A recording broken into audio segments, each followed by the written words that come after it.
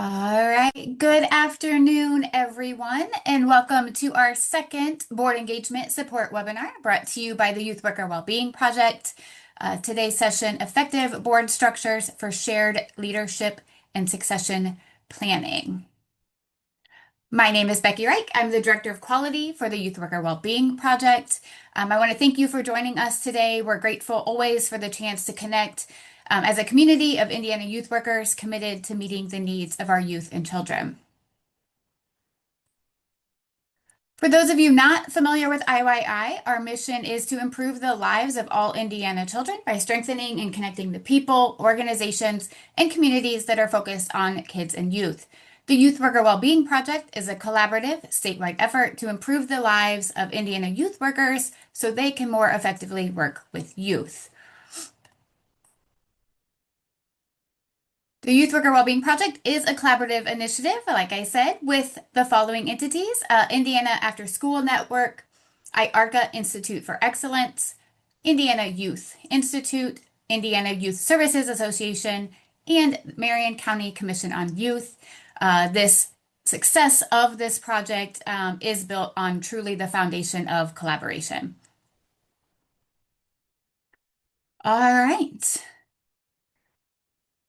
Before we officially begin, some quick pointers to help you engage with today's webinar.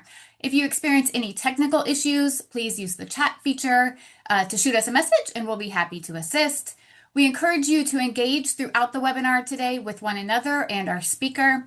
You can use the chat to connect, respond to questions that the speaker will be asking you, and then use the Q&A for any questions you may have. As always, feel free to upvote any questions that you would like us to prioritize. After today's presentation, you'll receive a follow-up email with a short evaluation. Your feedback is always appreciated. Once that's completed, you'll receive your certificate of participation. This webinar recording, like others, will also be available on our IYI website to revisit or share at a later time. We are excited to continue our board engagement support services with our partners from Lauren Sternberg and Associates. These services are specifically designed for youth serving organizational leaders to increase capacity and confidence in working with your board of directors. We know that strong boards improve the support and working conditions of our youth workers. All right. We're really excited to introduce our presenter today, Susan Decker with Decker Consulting, a partner with Lauren Sternberg and Associates. Susan is passionate about helping organizations cultivate a culture of leadership, as well as ongoing development that challenges individuals to continuously strive for stronger performance and better outcomes. Susan has worked in leadership positions at St. Jude Research Hospital and Susan G. Komen Breast Cancer Foundation, while also serving as lead trainer for Board Sources Certified Governance Certification. I think we can say you're in great hands today, and there'll be a wealth of information coming. All right, so Susan, I'm going to hand it over to you. All right, thank you so much, Becky. I appreciate being here. So a couple things, as Becky mentioned, kind of the topics we're going to do today. We're going to look at how truly to build a constructive partnership between the staff leadership and the board. We're going to look at what are some of the contemporary structures in the nonprofit world that might allow that partnership to be stronger. And then we're going to look at succession planning and why that's important as part of the partnership. So the first thing I'm going to ask is that you drop into the chat, and I promise this will make sense later. What is one thing that makes you lose track of time? So just one thing that makes you lose track of time, you can drop it in the chat so we have a sense of that.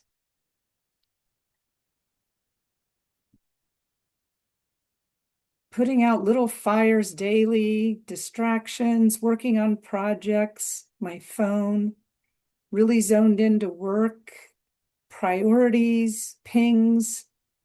The other day I was in California with a board and this 80-year-old woman said, I lose track of time watching cat videos on TikTok. So All right. Lots of things that make us lose track of time. Appreciate you all dropping those in.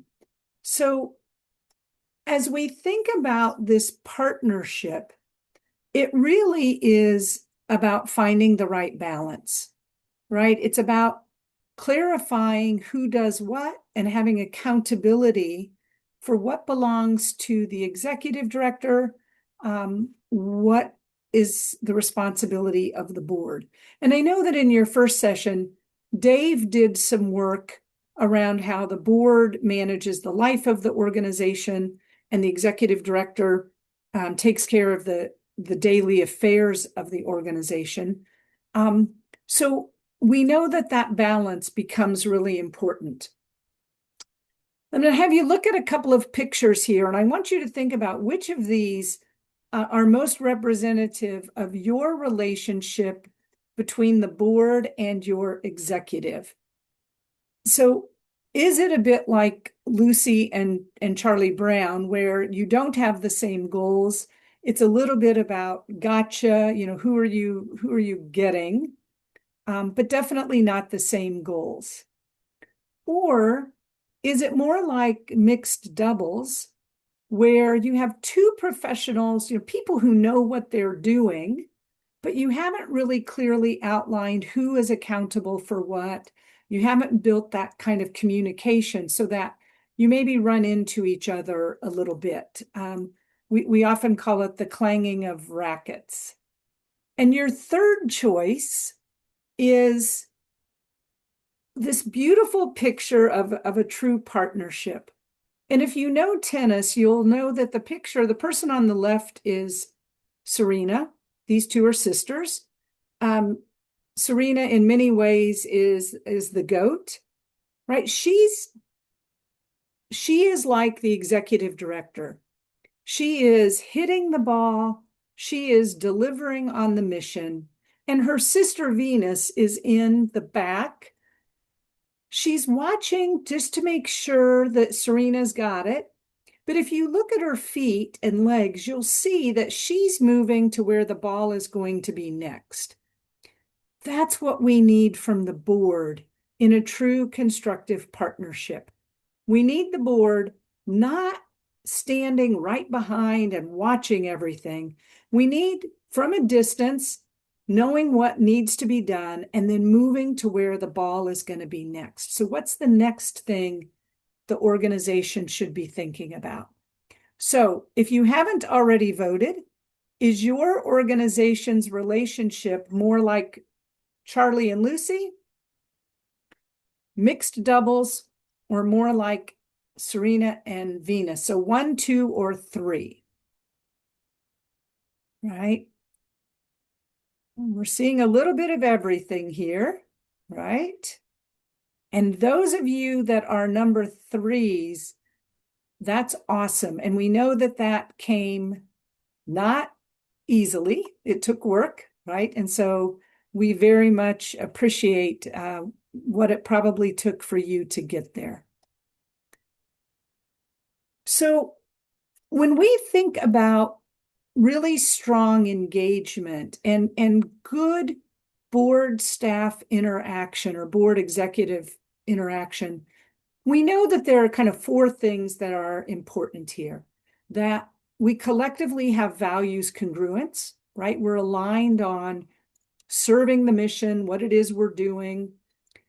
We have good task ownership. We know what belongs to the board and what their governance responsibilities are vis-a-vis the executive and their leadership of the staff. And so who owns what is important.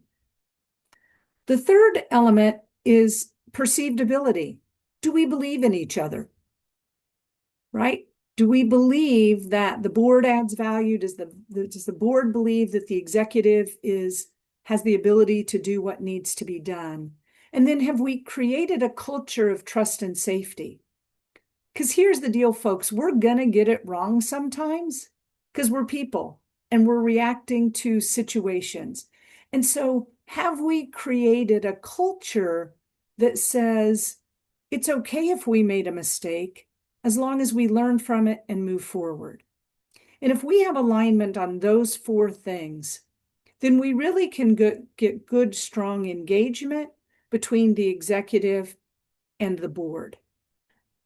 But it's when we point fingers or blame each other that we start seeing an impact on engagement, right?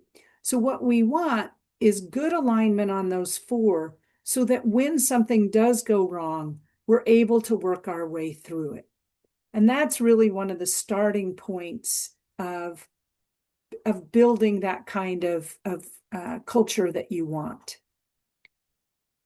The other thing that we know is that the greater focus we have, the greater clarity we have as to what it is I need to do in order to contribute, then the higher we can build our trust. So if we think about trust and focus, we really want to be at the highest in that top right corner where we're mission driven, we're loyal to each other, we're collaborating and working together. Board does what board's supposed to do without having the staff having to nudge them. The executive knows what to do and is doing it, doesn't have to have the board telling them you need to get this done. Anything other than that, creates a variety of losses, right, at the end of the day. And so I'm going to show you one more kind of quadrant here, which is going to take this a step further, which is in that top right, when the board and executive are in constructive partnership, you really have governance as leadership because people are doing what they're supposed to do. The board's engaged and the executive's engaged. What we sometimes end up with is the bottom right, where the board tries to do the work of the executive. And when we have that, we get micromanagement. The top left also happens more than we would like, which is where the executive is displacing the board and its governance is observation, or I call it, it's you're governing at a micromanagement level, right? But oftentimes the executive is displacing the board because the board isn't stepping into their role. So the executive has to do it, has to do the work, or it isn't going to happen. So we see that sometimes with board recruitment, where the board doesn't get around to recruiting new board members. So the executive helps us go find them or goes and finds them. We often find it with fundraising, right, where the board members aren't serving as ambassadors. So the executive has to do more than their own role in that. And what we really hope never happens is that bottom left, which is just where the board and the executive are not very engaged, right? So I'm trusting that none of us are there. I would like you to put one more thing into the chat for me. Can you let me know if you are staff, so an executive, or if you're a board member, so I have a sense of who's in the room? So staff, lots of staff, board president, board member. Okay, so board, maybe a little more staff than board, it looks like, Becky. Does that look right? Okay. Yeah, it looks like maybe just a little bit more staff than board. Okay, perfect. Thanks, y'all. So one of the things that we know can really help this partnership is if, as a collective, we focus on what our strategic priorities are and the strategic issues we're facing, so that in our best working moments, we are focusing on things that are low urgency but high importance, because that's when we can do our best thinking.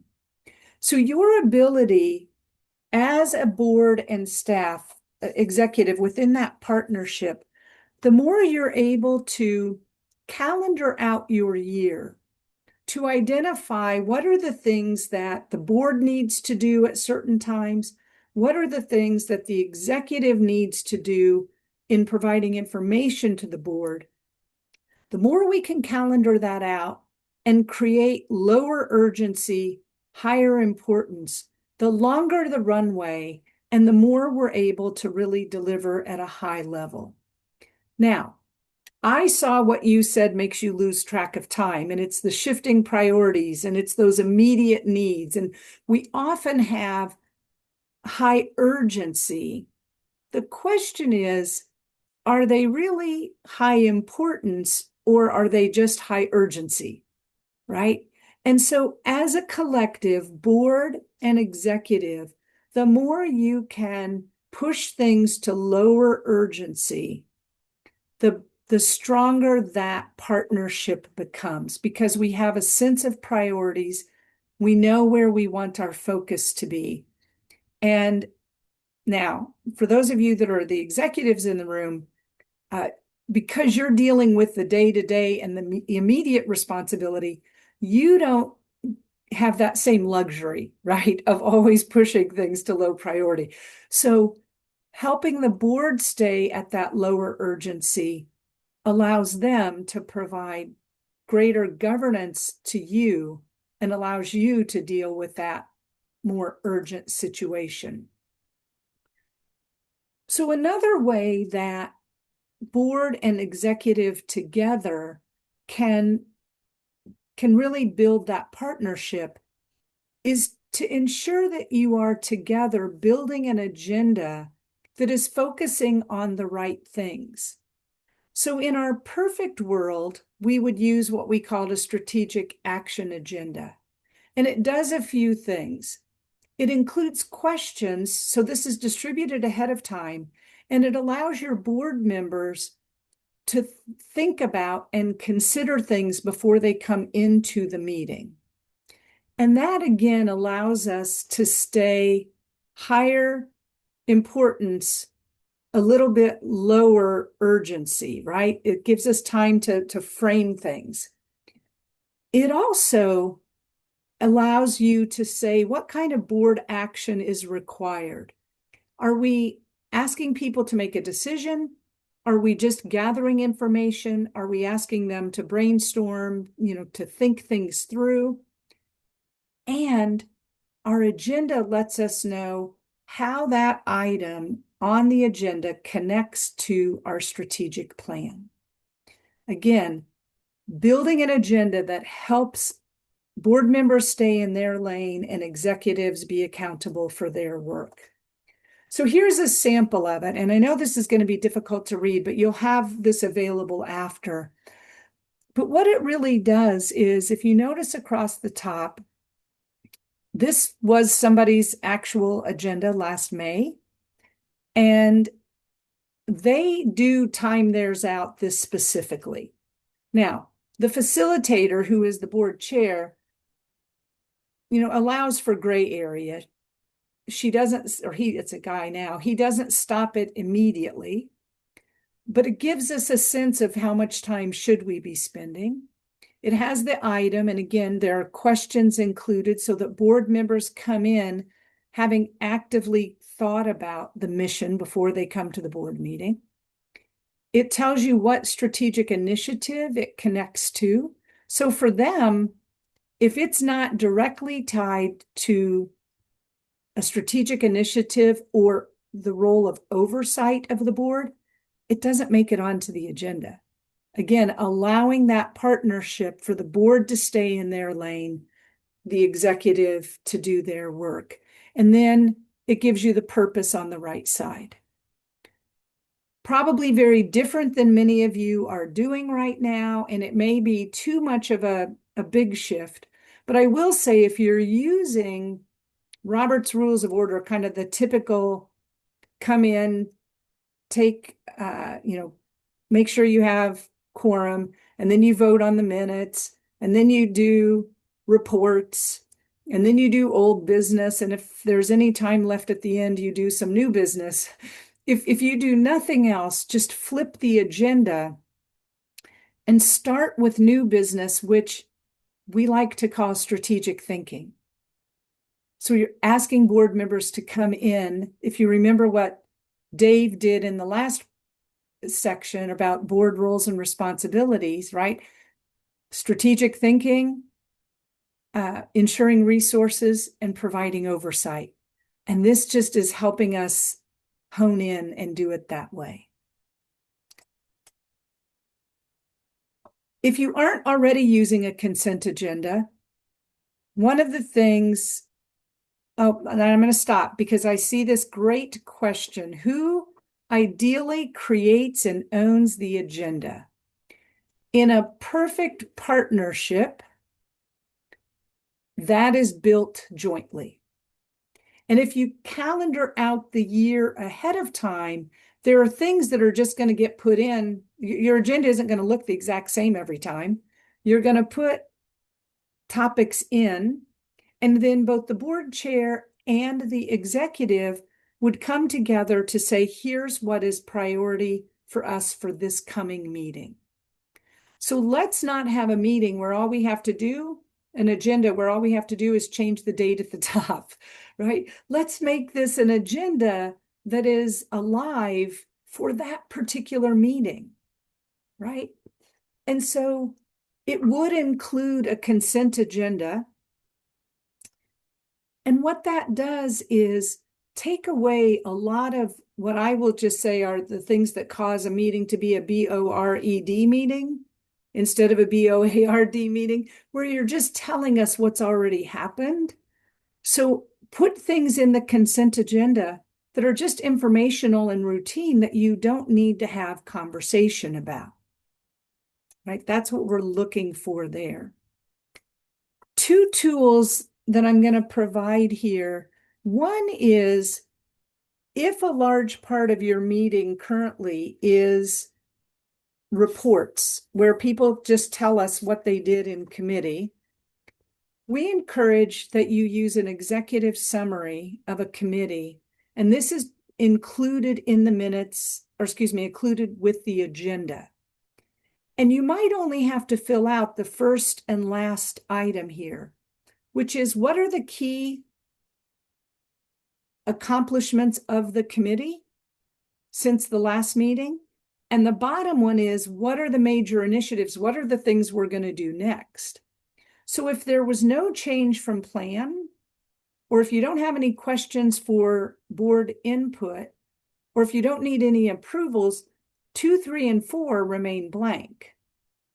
But if we create an intentional practice where when a committee meets, this is what they provide to the full board, it allows the board, other board members to stay at the appropriate governance level and not start asking questions and reworking the work of the committee, right? And if I'm not on a particular committee, but I've built those 4, that alignment around values congruence and safety and trust and task ownership, I know that that committee is doing what they're supposed to be doing, and I don't have to look inside all of that.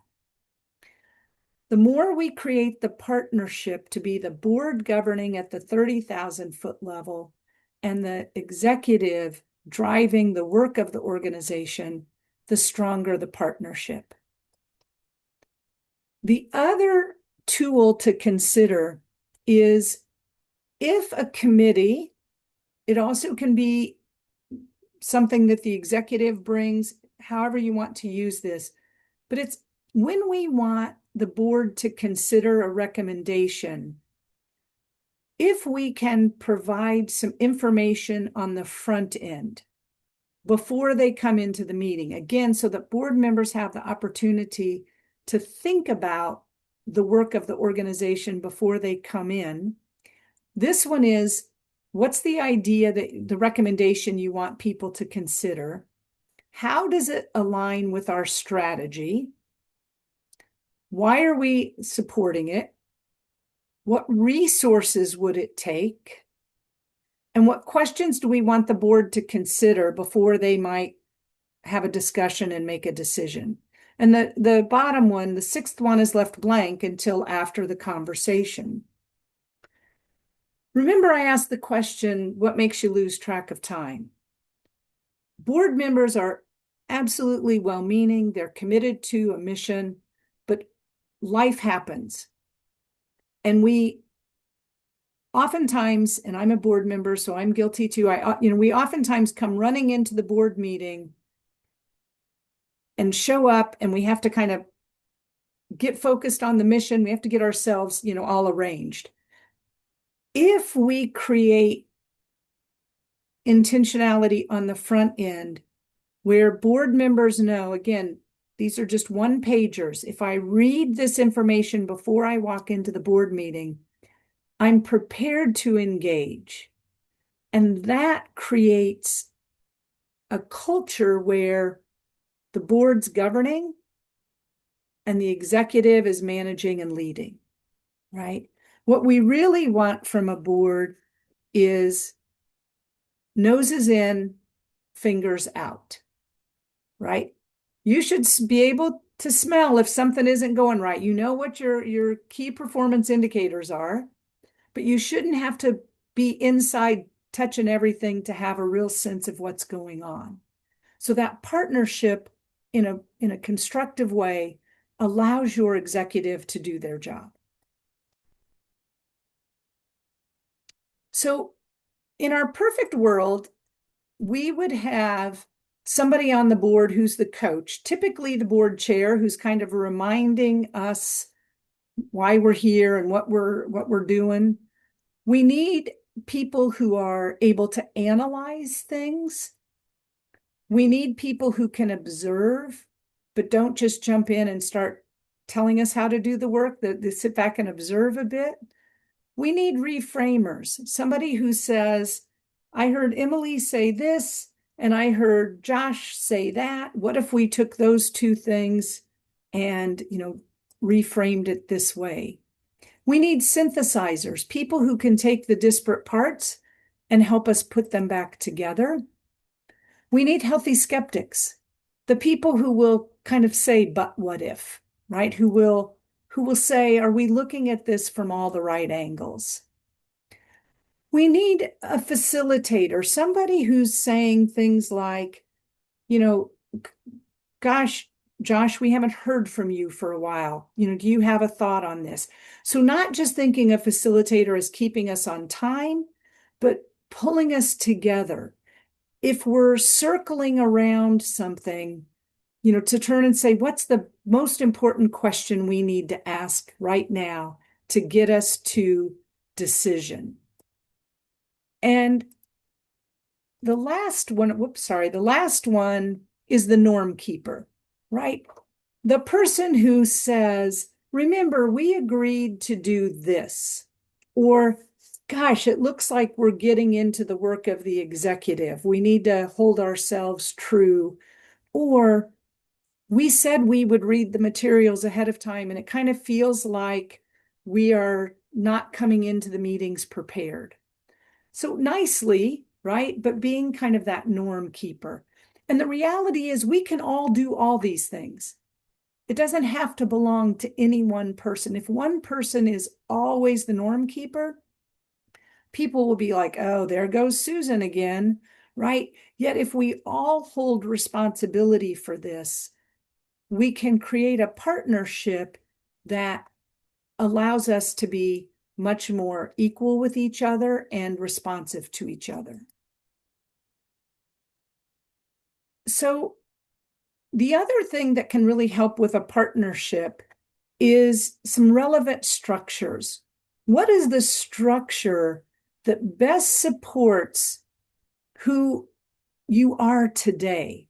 I work with boards, and sometimes I'll look at their committee charters. And this is my favorite one. There was a committee charter about 5 years ago, and one of their committees was the White Glove Committee. And I was like, oh, what's a White Glove Committee?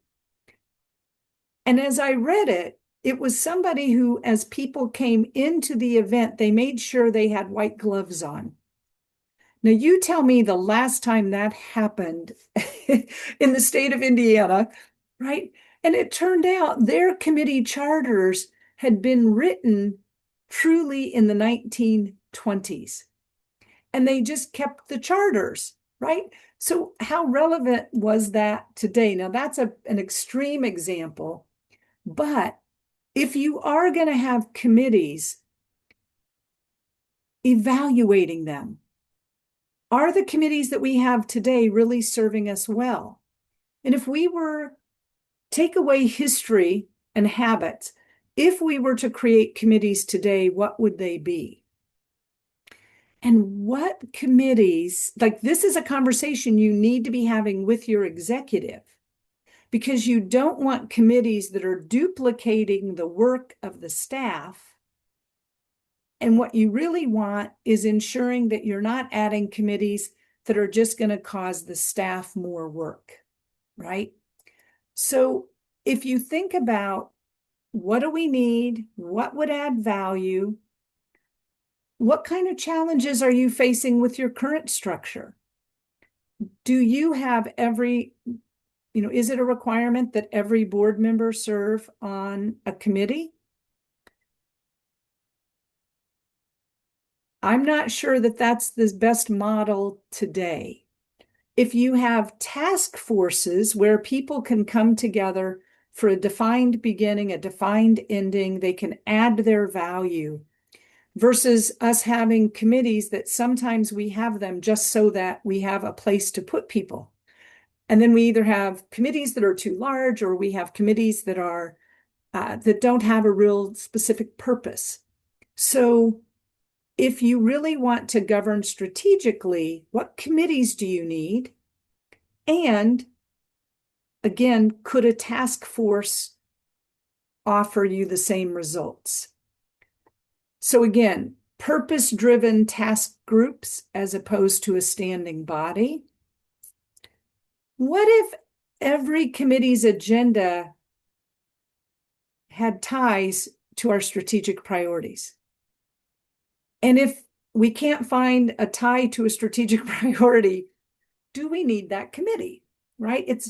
We oftentimes just do what we've always done. And so I'll say, for instance, as somebody who serves on boards, my travel schedule does not allow for, I can save my board meetings. If I have a lot of committee meetings, I can't do it. I just can't always be present. So for somebody like me, a task force where it's a small group of us who are really given a purpose to work on something, and we can do it much more asynchronously, it allows me to be really active without the traditional committee model. So just imagining some different ways of thinking about it. And if we think about what are the true committees of the board, these are the three that would essentially, not everybody always has finance, and we only need executive for very specific reasons. Like if we don't meet very often, if we're a really large board, if we're geographically dispersed. But if we meet every month or pretty often, and we all live in the same community, we don't want an active executive committee because it makes everybody else less active. It has that real potential of feeling like a senior board and a junior board. But these three are ones that you can't really move below the line. Now, depending upon where your organization is in its life cycle, some of things that are committees of the organization might in an early stage be a committee of the board. But as you build staff and as you grow, committees of the organization where the staff are leading them are really important, that we move things from the board to the staff that belong there. So It's different for everybody, right? Oftentimes, when you hire a professional fundraiser or somebody who's got responsibility for fund development, the committee will become a committee of the organization run by the staff member. Board members can still participate, right? When you, for instance, if you have an HR committee of the board, as you grow, you might move HR responsibility to somebody in the organization. So this is just that question of, are we adjusting our committees based upon where we are today as an organization? Okay, I don't know. I hope that made sense. All right. So two components that I think are really important to the constructive partnership that we haven't talked about yet. One is this idea of succession planning and the board's role in ensuring that the organization continues. So remember that Dave talked about how the board has responsibility for the life of the organization. That's that organizational continuity component. And having a succession plan in place for both board leadership and staff leadership is one of the things that really allows that continuity. And I have found that the strongest executives really want a good succession plan in place because they want to ensure that the mission will continue, whether they're there or not. So ask you to put into the chat 1 to 3 words. Doesn't have to be 3 words, but 1 to 3 words that describe your current succession planning for your organization. What exists? 3 words. Thinking about it. I like that. Old, incomplete, just beginning. Not much, no true plan, verbal, not written. All right. In my head. I like that, Amy. So there are no surprises here for me, and this is not a judgment at all, because again, we think about it, and remember I asked what makes you lose track of time. This is what, succession planning is one of those things that often when we lose track of time kind of goes away. So let me ask you one more thing. 1 to 3 words to describe what you aspire to. What do you wish you had? 1 to 3 words.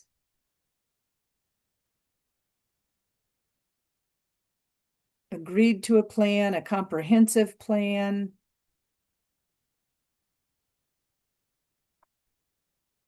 Strong with clarity, support, collaboration, and understanding. Nice. These are very nice.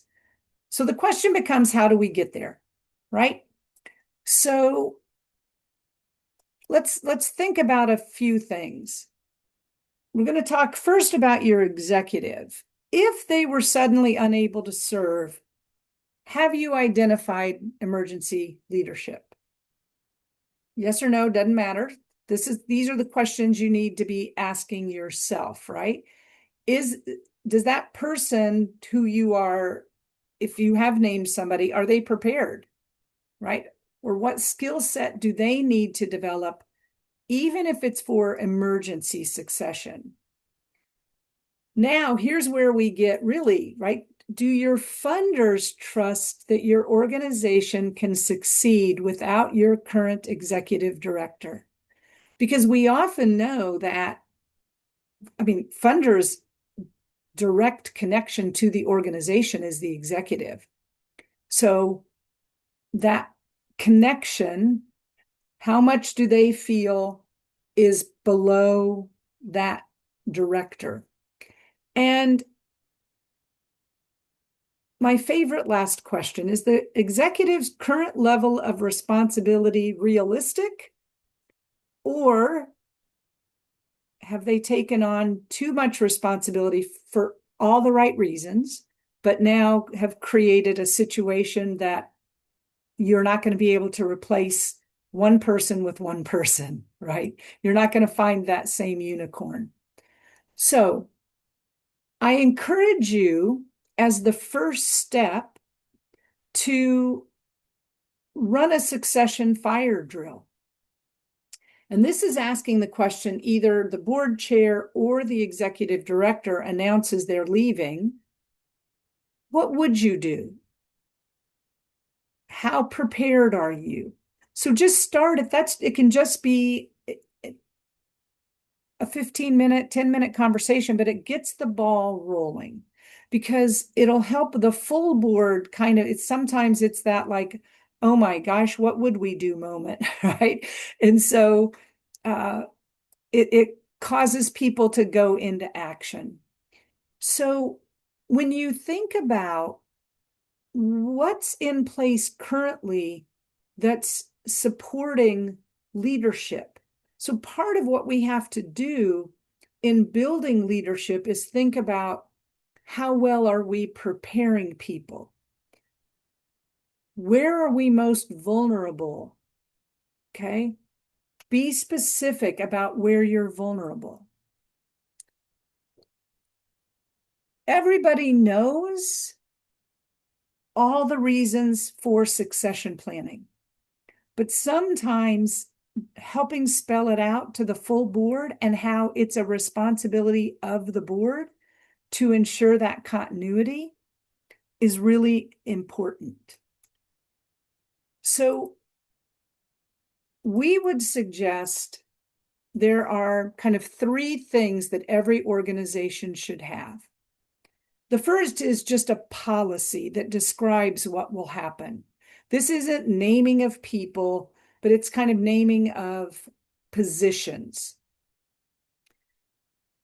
There are probably only a couple of you on this call that are old enough to remember, but when President Reagan was shot, there is an amazing succession plan in place for the US government. Who takes over if something, if the president's incapacitated, if the vice president's incapacitated, if the Speaker of the House, any of those.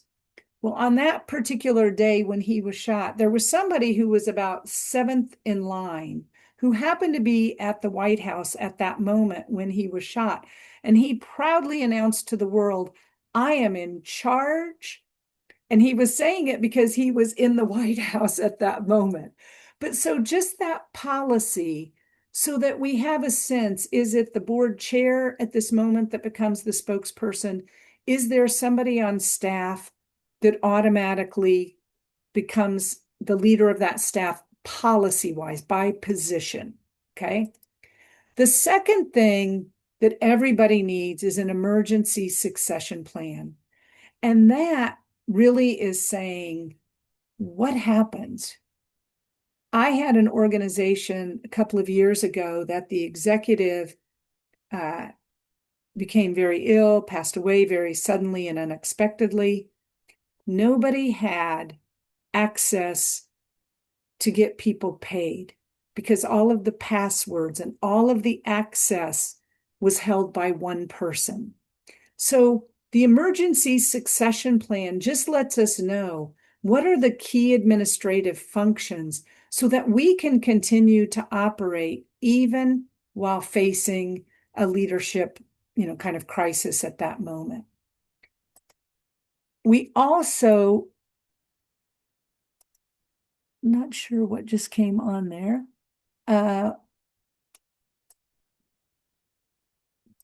Do you all see the captions and subtitles on there? I don't know what that is. I am. And so Becky, it's not letting me go forward from here for some reason. Are you able to advance it?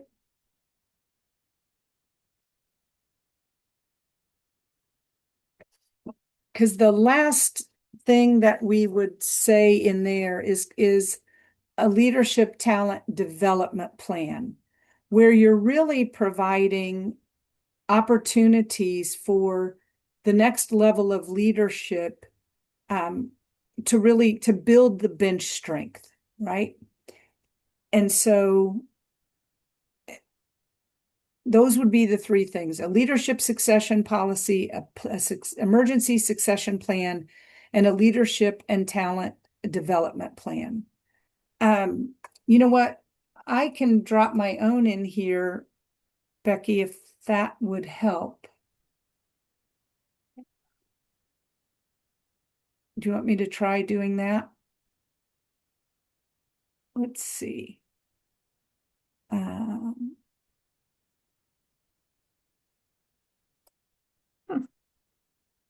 yeah, I don't know what all that is. Not sure. So the other option, as we kind of work our way through this, the other option or thing to think about in terms of preparing succession, if there's another board, another organization that you're aware of that has recently hired an executive or gone through a transition with a board leadership change, ask them to come and talk to your board. Bring somebody from the outside. Tell them what worked, what didn't, what should we be aware of. And so my encouragement is that you start the conversation, because at the end of the day, what we're really looking for is sustainability, right? A framework for transition so that we ensure that we maintain our stability and we don't lose out on any of our sustainability. And that ultimately, what we are hoping for is an organization with strong vitality, right? Where there's capacity to grow and develop, and people are engaged and aligned. And again, the best executives love to have a succession plan in place because it frees them up in the long run. And so the best day to create a succession plan is the day you hire a new executive. If you didn't do it then, the next best day to start thinking about a succession plan is today. And you'll see when you get the slides after, I provided a succession grid example. Oh, there we go. There, and so that for the board leadership, really think about who are our leaders and then project out. Is somebody still going to be the leader the next year? When do you need to start thinking about bringing additional leadership into the board level? And then again, key leadership positions, who are the incumbents, and be thinking about who the potential successors are. So again, good boards want to know the organization will continue. Executives want to know that the board leadership will continue. And at the end of the day, folks, as board members, as executives, as leadership staff, act as if what you do makes a difference, because it does. You're doing important work. I appreciate you being here today. I'm going to turn it back to Becky, and if you have questions or anything else. Becky, I'm back to you.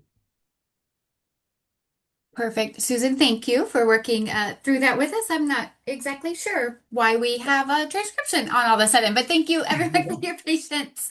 Love technology. So there is a question in the Q&A. And Susan, that question is, what should the role be of a founder of the organization as it relates to the board and executive? Should the founder be a board member? And if so, should they be a voting board member? What is best practice? So the founder question is always, I always say it's intentional that we created the word confounding, because it goes right in front of that founder word. So I'm going to hope and trust that there are term limits so that any board member has a period of time. The national average right now is around 6 years, typically 2 3-year terms with a year off, and then the possibility of two more. So 12 years and 13 years is how that can play out. A founder plays a unique role. In some instances, it makes great sense to move them onto the board, have them serve their term, and then finish out. Some organizations feel very strongly that they would not be able to continue without that founder being part of the organization. I think we have to make sure we give room for other people to care about the mission in the same way that a founder does. So the short answer is, I think if they're on the board, they would be term limited just like anybody else, and they would not have more voice or more vote than any other board member. Wonderful. Thank you. Looks like we have a question. How do you kindly deal with board micromanaging? So that's a great question. So that, I think, is where the partnership in particular between the executive and the board chair is critical. And for the board chair to be willing to accept that kind of feedback. And I think the executive needs to be very specific about where they are seeing micromanagement. And then we have to ask the board chair to help hold the board accountable. Only board members can hold other board members accountable. We can't ask for executives to hold board members accountable because there's an inverse relationship, right? I also would say make sure as the executive that you are not providing information at the micromanagement level.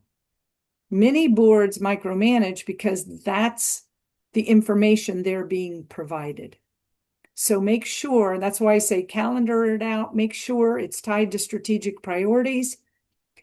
And this conversation, even with succession, small organization, medium-sized organization, large organization, the more intentional we are about the way we govern, the stronger we'll be and the more clarity we have in who we are.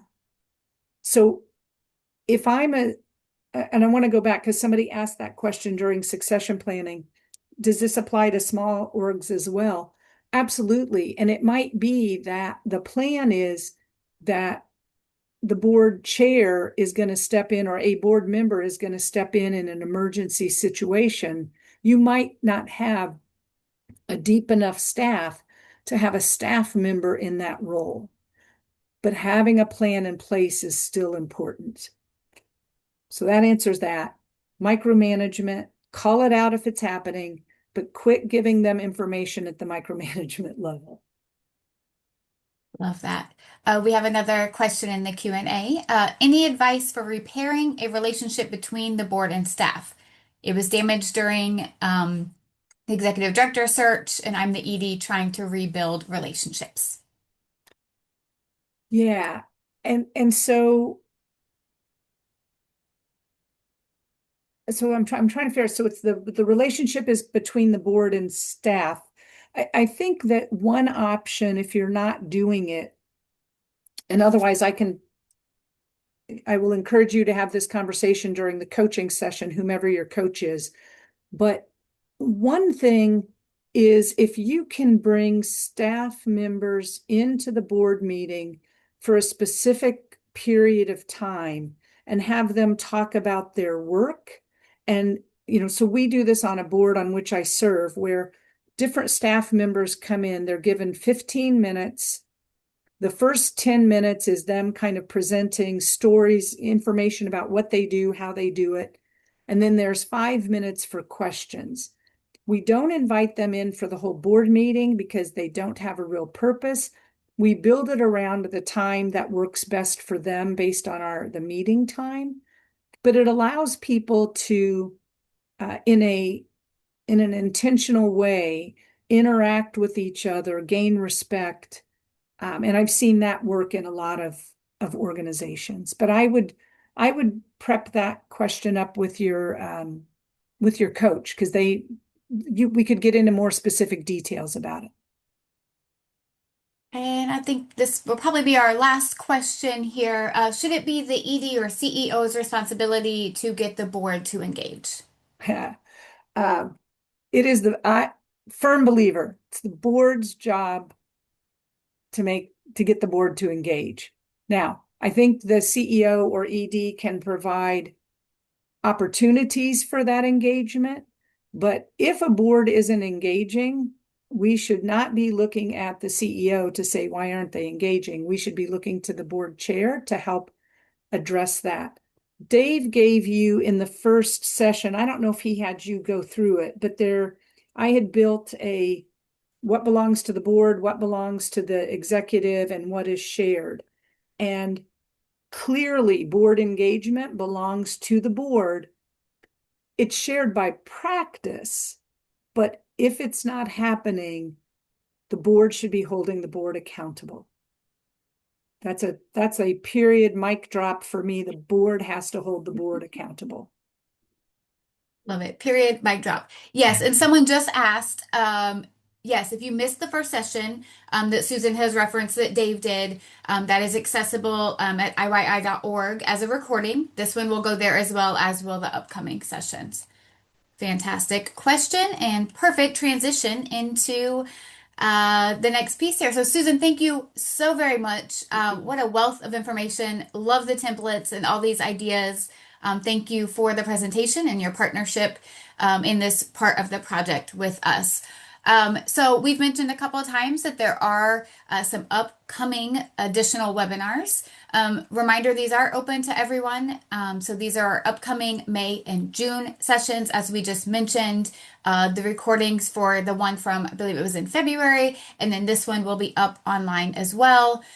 Feel free to share those as needed, invite, board or invite staff if that was the opposite that was not here as well. Before we close today, I do want to remind you of a couple other current services through the Youth Worker Wellbeing Project. The project offers a variety of programs and services that support individual youth workers, organizations, and leaders to improve the lives of Indiana youth workers. This includes access to no-cost telemedicine, virtual mental health services, grant funding to sustain and improve well-being in the workplace, and webinars for organizational leaders and human resource professionals to learn about latest trends and benefits. If you are not already enrolled in our telemedicine and virtual mental health services through First Stop Health, this is a fantastic, no cost, let me say it again, no cost program offered to qualified youth serving organizations for their full and part-time employees. We'll include details on eligibility that you can review once you receive this PowerPoint, and the information is also online at youthworkerwellbeing.org. As we mentioned earlier, there are a variety of upcoming webinars in addition to the board engagement ones that are designed to support organizational leaders and human resource professionals with their knowledge and tools to improve benefits packages, boost employee retention, satisfaction, and well-being. Additionally, in April, we will be in Orange, Lake, and Putnam County for regional events. Those are in-person events where we will share more information about project services. All of our events can be found at Youth Worker Wellbeing or scanning the QR code on this slide. Another connection for you are outreach managers. So IYI outreach managers are your local regional point of contact to connect you with other youth serving organizations in your community. They open doors to opportunities, foster collaboration, and connect you to all of IYI's valuable resources. As we conclude, I sincerely thank you for being with us today. We'd love for you to take just a few minutes to share your feedback about today's presentation. Upon completion, you will then be redirected to your certificate of completion. As always, we appreciate your impact, your voice, and your choice to learn and partner with the Youth Worker Wellbeing Project today. Later today, you will receive an email that will include a copy of the presentation that you saw today and a link to complete this evaluation. If for some reason you don't receive that email, check your spam. It might get caught there. And on behalf of Indiana's youth and the Youth Worker Wellbeing Project and the team at IYI, we want to thank you again for showing up today and every day for Indiana youth. This concludes our presentation.